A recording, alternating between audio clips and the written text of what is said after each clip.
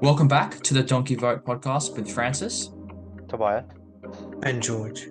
These interviews will be focusing on the past careers of politicians before they entered parliament.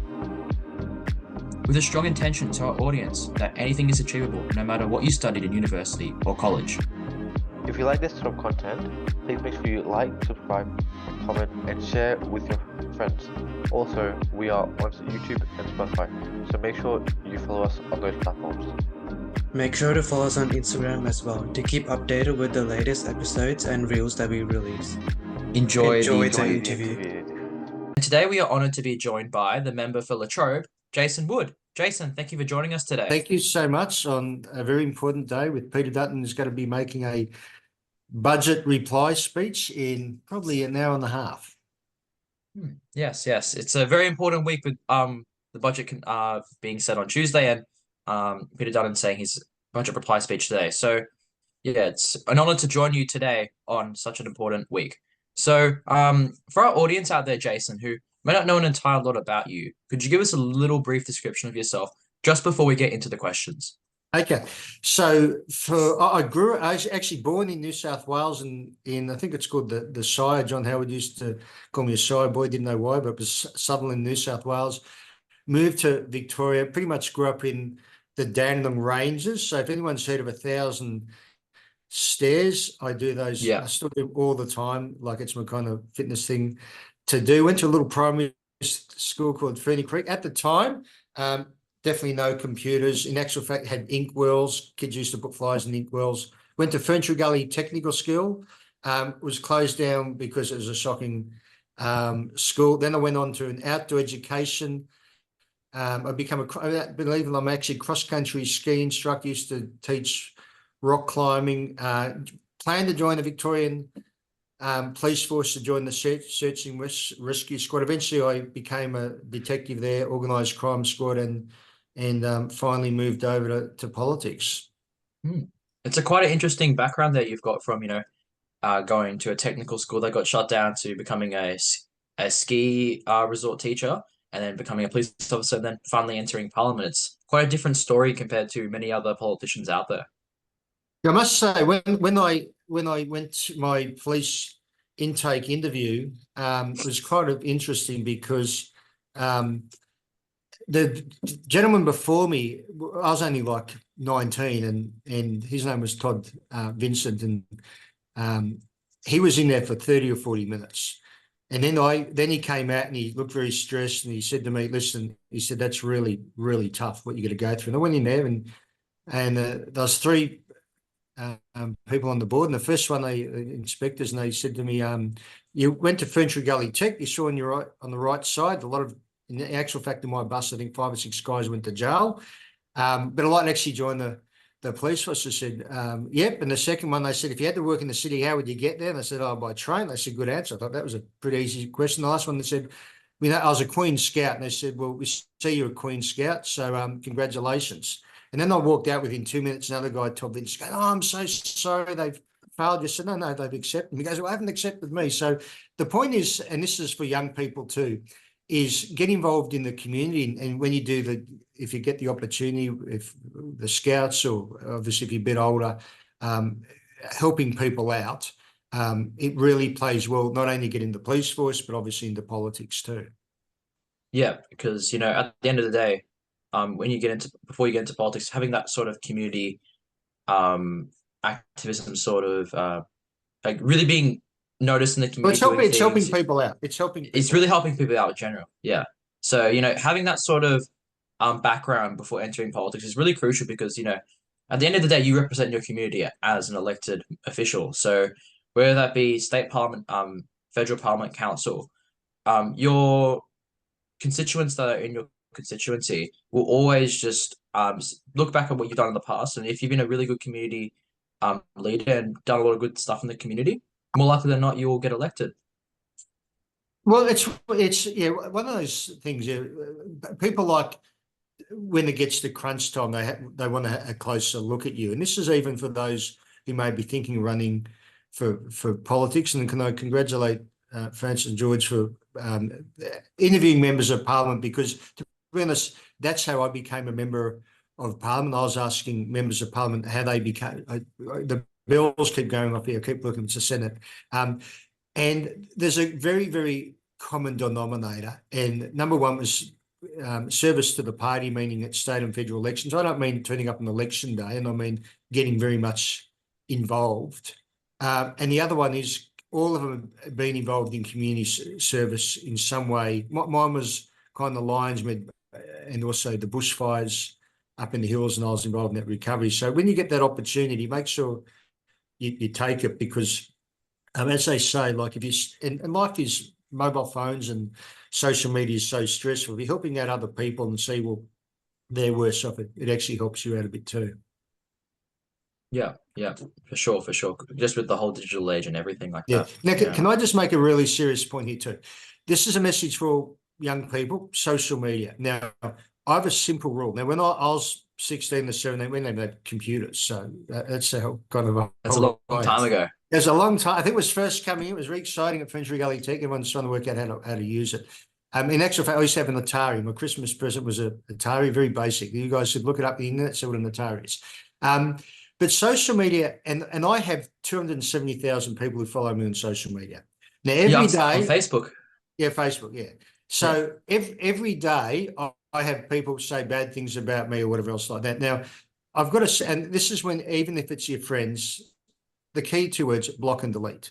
If your friends say something, and it could be in jest or whatever, block and delete, and they go, why have you done that? Because I'm not going to tolerate that sort of behavior. Don't go and look at it every night.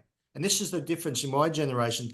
Like, if someone's going to say something about you, well, they say it to your face and you forget it. But, well, and rarely anyone's going to send you a letter. But social media can keep looking at the message. So block and delete, and they're not your friend if they do that, and you have to pull them in the line. Exactly, exactly. And, that sort of cyberbullying is really, really picking up It's awful. It's awful, and it's picking up a lot of pace, especially during COVID with, all of us being locked down and that sort of thing. And, as we've seen, a lot of young people have really been dealing with a lot of mental health issues, really related towards that cyberbullying and that sort of, Awful. being stuck inside has really caused a lot of detrimental harm to us during that COVID period.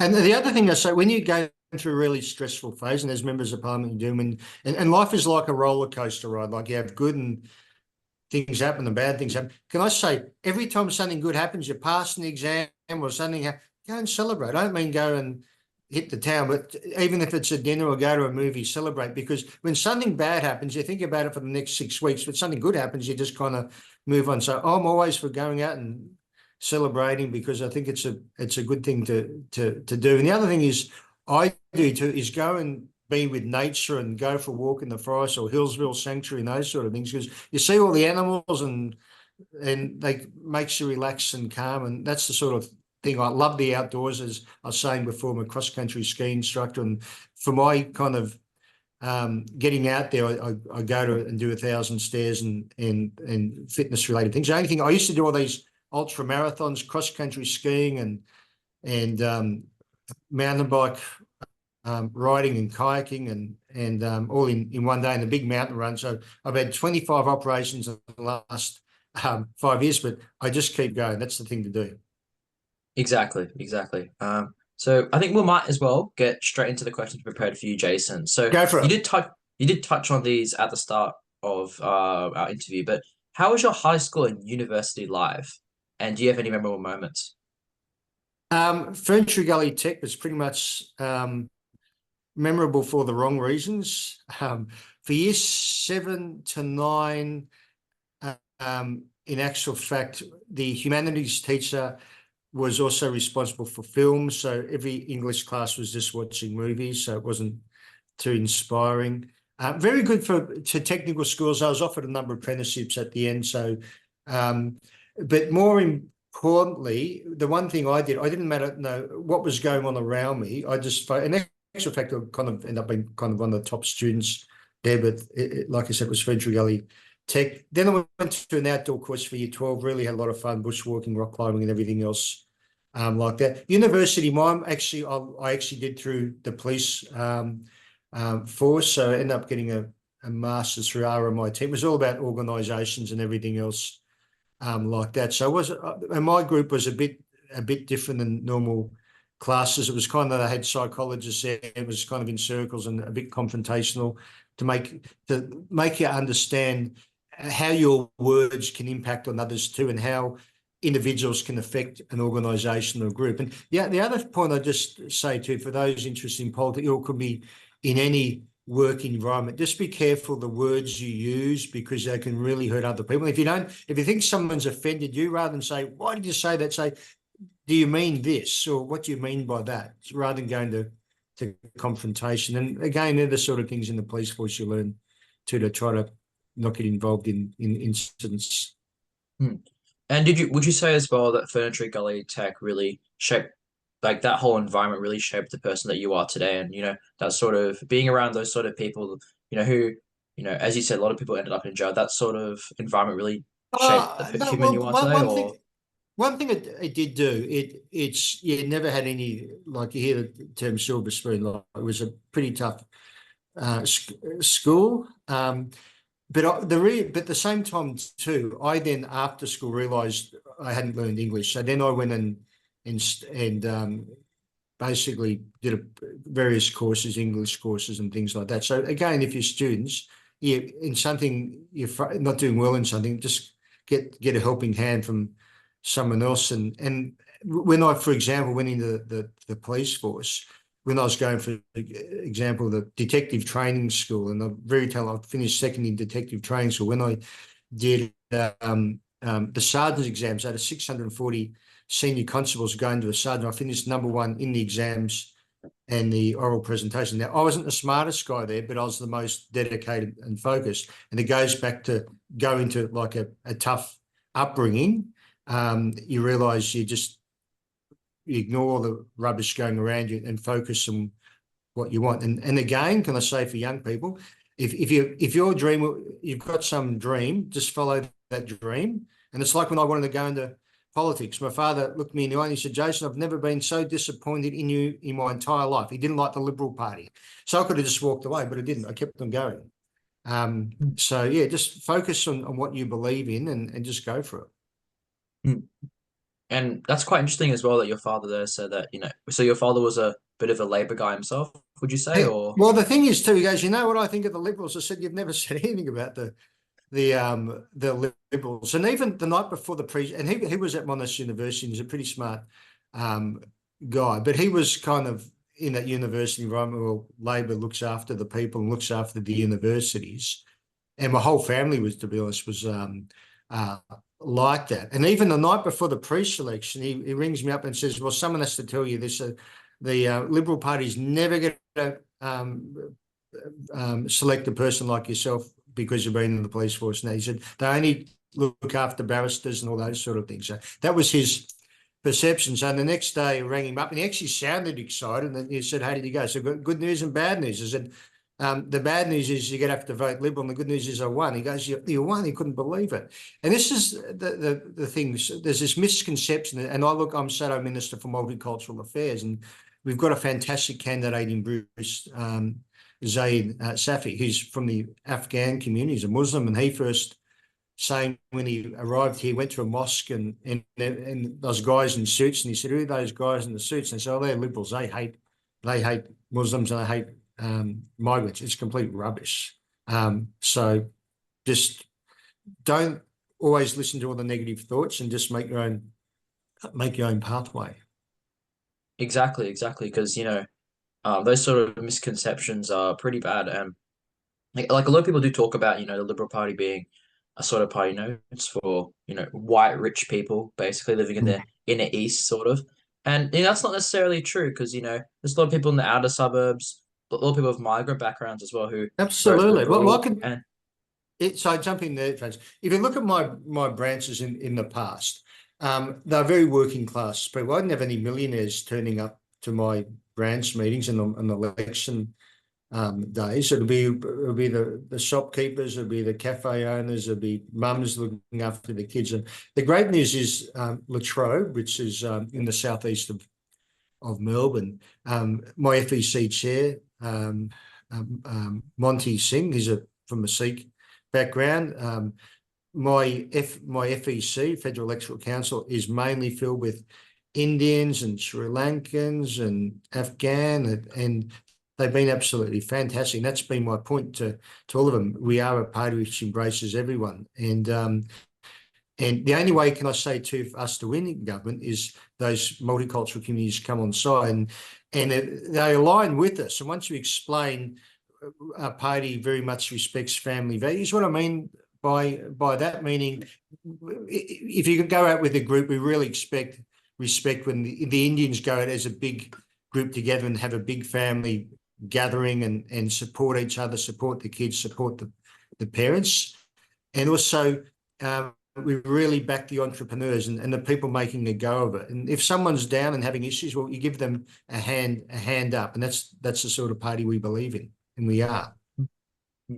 And that's quite interesting as well, because, you know, as you're talking about the Indian sort of group within your electorate, George over here is actually of Indian ancestry. So, Namaste. And I would say,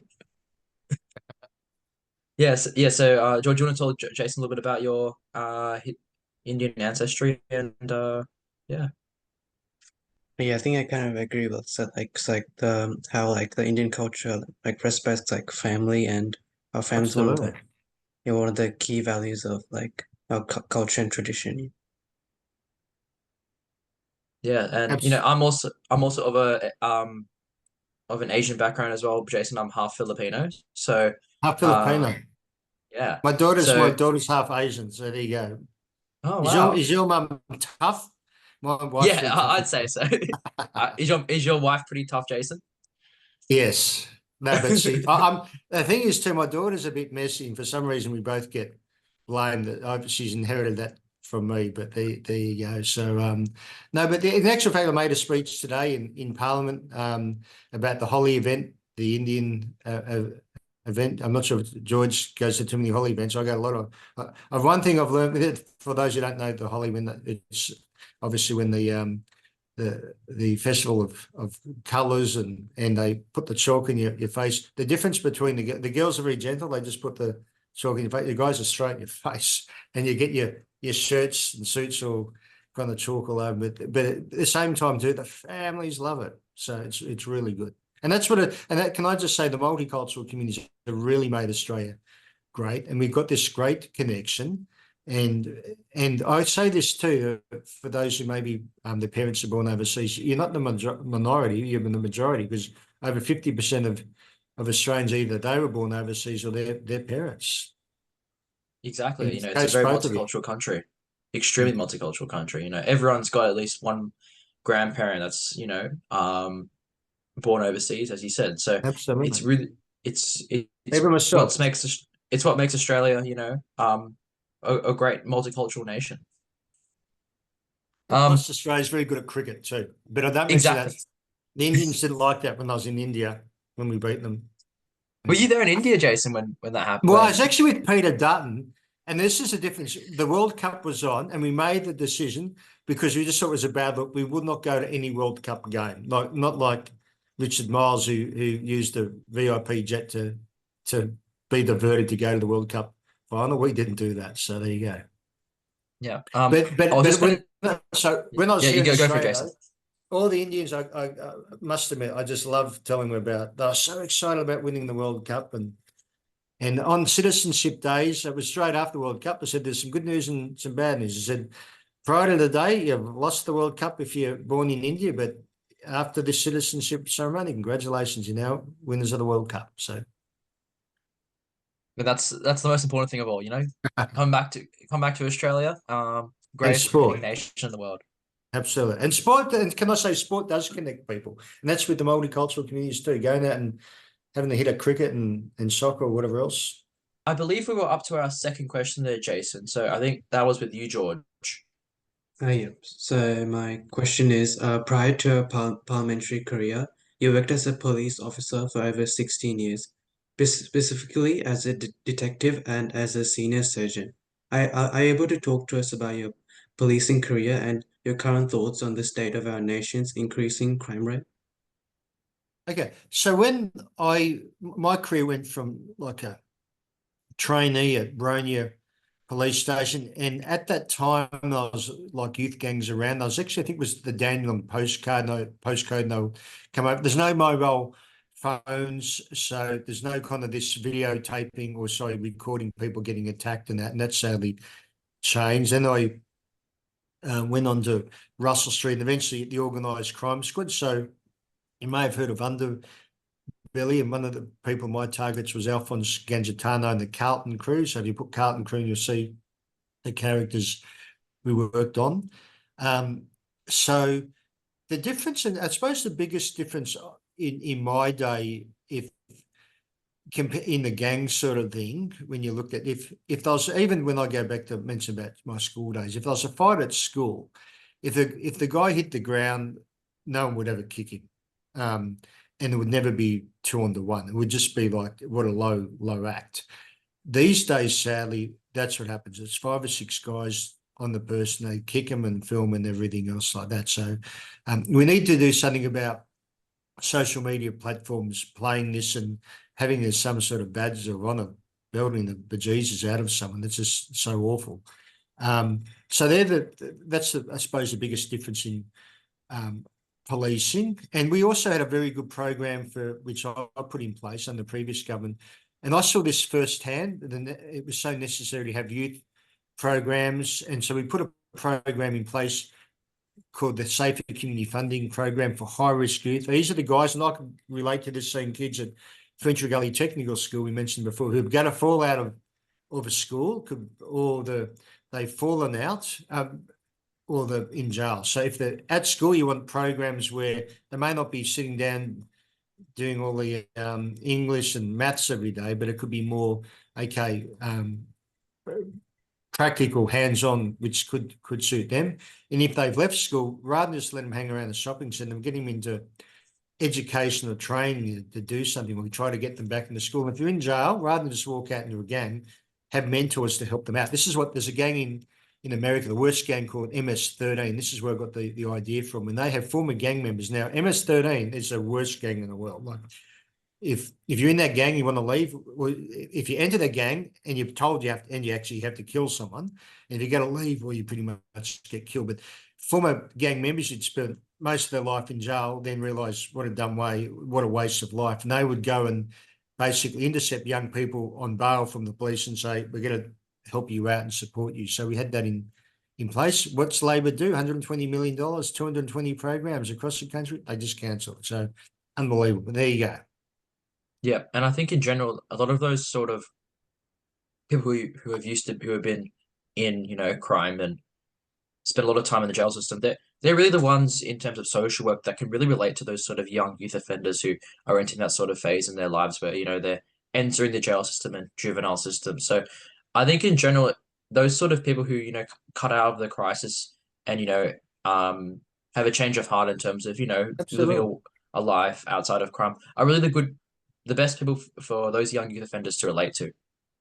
Well, then that's the thing. So, and obviously there's checks and balances in place, but I'm just saying for the hardcore element who are in jail, they don't listen to police. They're not going to listen to most people. They don't obviously haven't listened to the parents and the friends or whatever. So it just could be a path forward for them.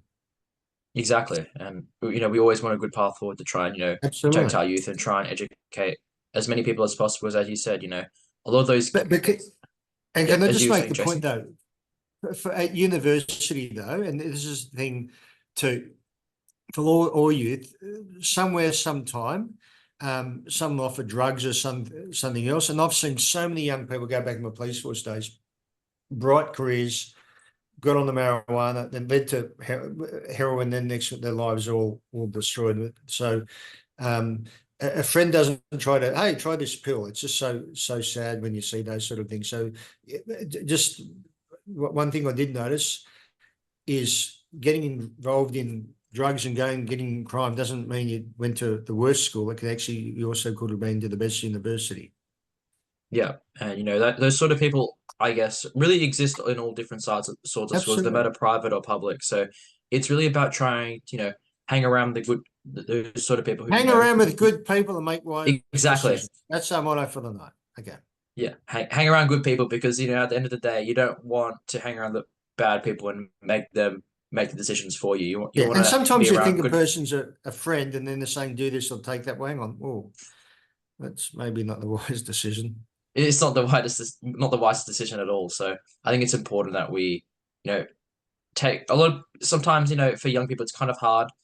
If you enter that sort of wrong friend group where, people are doing this or that and doing crime. But I think there It's, should can be I a lot. say it's so tough, and it's so tough. Social media, and you go to a party and things happen. Imagine this: I was in an outdoor education course, and I can tell you, that every night when on camp, all the guys having marijuana. I said, not touching it. So that was my decision. And the other thing is too, the interesting, all the other kids respected that. They thought, gee, this guy's knows what he's doing, what he's about. So then, the same time too, if there's a threatening incident, you see something build up, just walk away. Like that's a key message. I'm probably giving a lot of my ex kind of warning police messages, but and the reason I want to do that because I just know young people, and everyone's been there where you're really excited and someone wants to give you something or whatever. Like and the mate who's there can see it happening. The mate, it's their job to say, "Well, let's get out of there."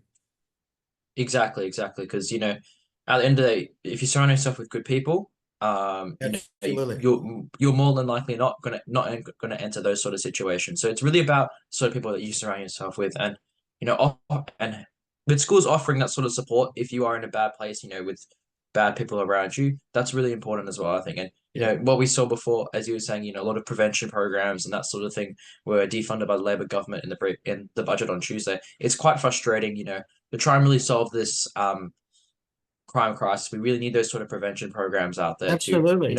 stop, youth crime from taking control of society.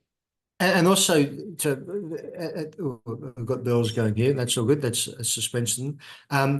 Is that their lives? We don't want to destroy them either, and that's going to jail and going down the wrong path. But anyway, Yeah, for sure, for sure. So we'll move on to our next question for you, yeah, Jason. So you had senior roles in the Liberal Party before entering Parliament, serving as a delegate for the Victorian State Council and a vice president of the Baronia Dandenong Rangers branch. How did these previous roles before entering Parliament prepare you for your political career? probably not much. No. That was interesting though. So one thing I found at my first meeting I ever went to, I was nominated to go on state council. I had no idea what it's about. Turned up, went there and it looked pretty boring and left. I thought, this is pretty much a waste of time. But eventually what happened was a former member from Wombulk, and I went along to state council, Steve McCarthy. Actually, this is good advice too. He said, see all those people in that room there? There's a huge room. They're all talking and everything else. So he said, that's not where the action is. The action's out here where people are having tea and coffees and talking, networking, finding out what's to go. In saying that, though, too, it is important to get roles, and because it means you take responsibility. Then people see how you perform when you're given the role. So a vice president, to be honest, you're not doing much. But in saying that, too, people have kind of put you in the position where maybe you've got some potential there. And I'll go back to the point,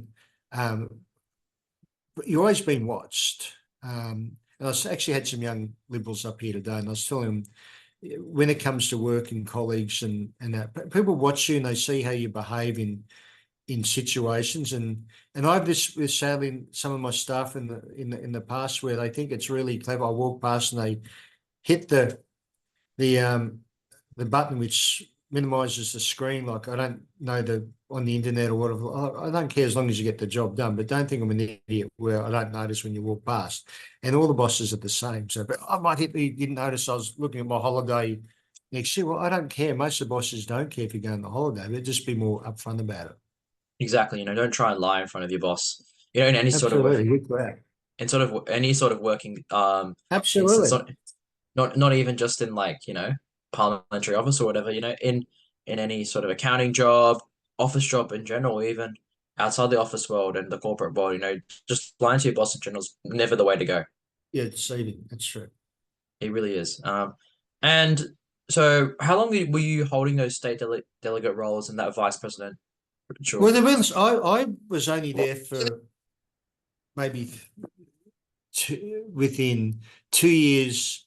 So for those that like they're not within 2 years, people were saying to me, "We need you to run as a candidate." Well, I thought, hang on, I'm running in the party, and to me, that was my ambition, but I didn't go around telling the world. And then I did a prospective candidates training course, and after that course, they actually asked me to run in the seat of Holt, which was a dead kind of Labor seat. And after that performance there, where everyone said, well, he works hard, he knows what to do.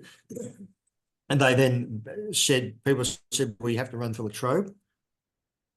Excuse me. Then the member retired, and I ended up winning the pre-selection. But it's more that journey of taking up, being watched and being responsible for whatever position you get. And I just say this too, like when you go to politics, and especially for younger people or whatever environment is, you don't have to be nasty, you don't have to be cruel, you don't have to conquer and divide. You can actually get people on side by being friendly and polite. And sadly, I see this in young people, sometimes in older ones too, where they've got people supporting them, and all of a sudden they dump those people because they think this group over here can support them even more. Then all of a sudden they can't, and they've lost a group of friends who are very loyal to them. So loyalty is a big thing to me, a huge thing. Exactly, and you don't want to. I'd rather have a loyal group of friends than a smart group of friends who aren't loyal, and Absolutely. cut each other off. So it's really, really important that sort of loyalty and respect shown within a friend group, because if someone in the friend group is struggling, provide being loyal, and providing that sort of support can really help them out in those tough situations. That's true. Absolutely. Yeah. I think we'll move on to our next Yep. question for you, Jason. So, George. Uh, well, what are some of the key issues that you think need more attention from the government within your federal seat of Latrobe? One is swimming lessons for multicultural communities. Sadly, I made a speech in Parliament today. We had the little boy drown last Sunday. I'm not saying swimming lessons. He's only a young boy, but being aware of the dangers of waters for young people, but also older people may migrate to Australia. And we look at India, for example, where there may not be the opportunity to go to a swimming pool in India or go down to the beach or whatever else like that. And that's to me a big issue, and making sure councils provide opportunity and not high prices to encourage more people to get involved in swimming. And then we look at the family violence sort of issues, and this is when all men are young and old have got a responsibility. And if one of your friends are doing or saying inappropriate things, you have to call them out, because it's just not acceptable. And our electorate has way too many in the Pakenham in particular, too many breaches of intervention orders. So they need programs to educate men about anger management and those sort of issues. And that wasn't in the budget. There was more money in after the event, which I think is great, but you need to also beforehand. Because can I say, today I've had probably at least 2 issues when it comes to family violence. Someone's at a court asking for advice, and someone else has been through that, and they just keep coming back, and they've been living a bit of a hell of a life. Yeah, and so that sort of family violence, it's really picked up a lot of steam in the last couple of months. But I think it's a crucial issue, especially across Australia, in terms of gendered violence against women, especially, and even men do suffer from gendered violence as well. Not to the same Yeah. extent of women, of course, but it's still an important issue for them as too. So gendered violence in general for both genders is really, really important, and Absolutely. it's a really good thing that the government and the opposition currently, federally, are really pushing that sort of resolution towards that gender-based violence issue. Yeah.